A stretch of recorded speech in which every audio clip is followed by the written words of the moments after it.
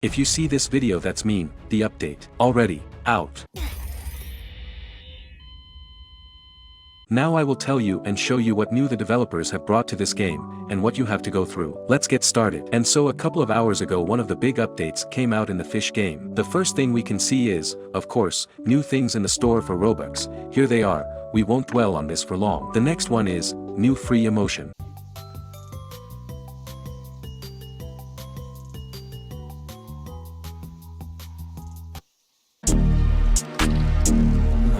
Now let's move on to the most important thing. In this update we received 2 new quests, one of which will give you access to a new location, but I will talk about this a little later. The maximum level was also increased from 750 to 1000, and players who were already level 750 and played further will receive new levels after the first catch of fish, the experience from which was stored in reserve. Now look here, do you recognize this fishing rod? I think so. Well, one of the news is that now regular players can get it. Yes, you heard right. Seraphic rod is now obtainable for players. The developers themselves wrote about this in their Discord server. Now let's talk about the new Atlantis location. I think everyone who has been to the Grand Reef has noticed this building under its waters. So, now you can open it. To do this, you need to take the quest from the pirate from this ship and find 5 levers on forsaken shores. Here's a video about it. With the new location we also got a new bestiary that contains 59 new fish. I would also like to note that the Atlantian location is very huge, so it is divided into several additional areas, in which there are different fish for each area. But even though there are many locations there,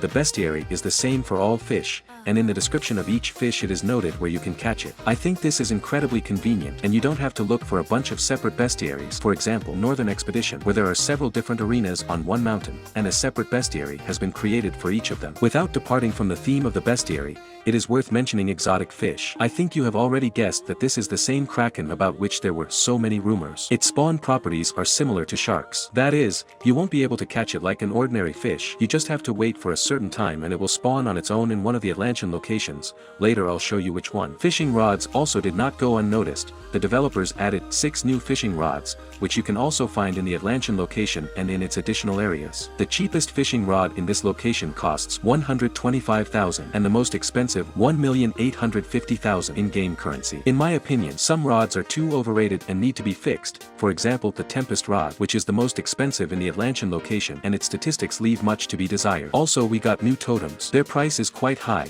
namely 1,500,000 game currency.